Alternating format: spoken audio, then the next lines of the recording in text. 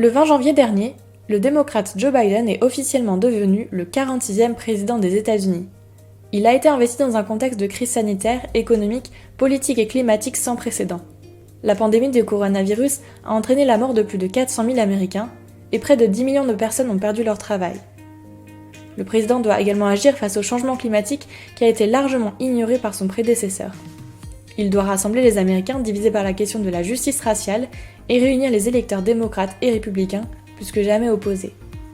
À la suite de son investiture, le président tweetait « Il n'y a pas de temps à perdre lorsqu'il s'agit de s'attaquer aux crises auxquelles nous sommes confrontés ». Joe Biden n'a en effet pas perdu de temps. À peine quelques heures après son arrivée à Washington, le président a signé une série de décrets visant à démanteler les politiques de Donald Trump. Il a tout d'abord acté le retour des États-Unis dans l'accord de Paris.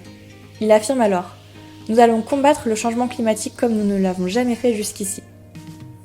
Dans la soirée du 20 janvier, la demande de réintégration a été déposée devant l'Organisation des Nations Unies.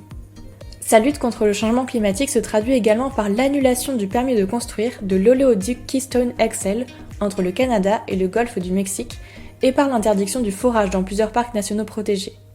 Le but étant pour l'administration Biden de réduire drastiquement la part des énergies fossiles aux États-Unis, leur extraction et leur consommation représentant près d'un quart des émissions de CO2 du pays.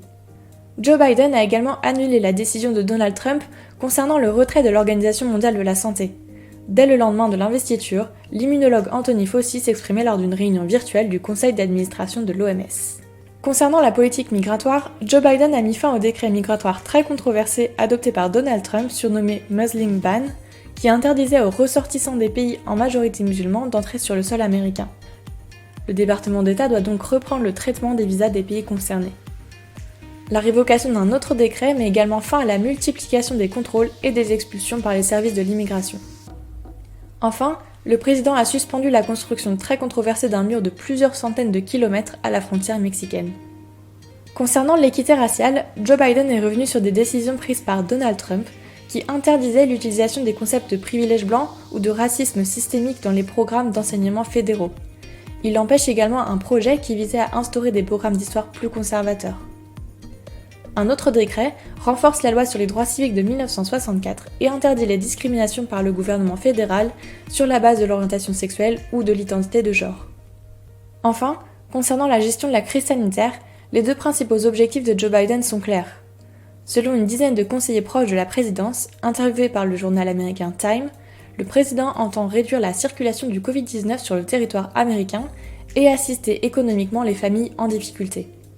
Il a pour objectif d'ici le 30 avril 2021, c'est-à-dire son 100e jour en tant que président, d'avoir vacciné 100 millions d'Américains. Il a également rendu le port du masque obligatoire dans les bâtiments fédéraux, dans les transports entre États et pour les fonctionnaires fédéraux. Ainsi, depuis son arrivée, Joe Biden a signé plus d'une quarantaine de décrets, plus que Barack Obama et Donald Trump lors de leurs 100 premiers jours de présidence. La majorité démocrate à la Chambre des représentants et au Sénat devrait lui permettre d'agir efficacement au moins jusqu'aux élections de mi-mandat de novembre 2022. Le chef de cabinet de la Maison-Blanche, Ron Klain, affirme ainsi que le président élu Biden va agir pas seulement pour réparer les dégâts les plus sérieux du gouvernement Trump, mais aussi pour permettre au pays d'avancer.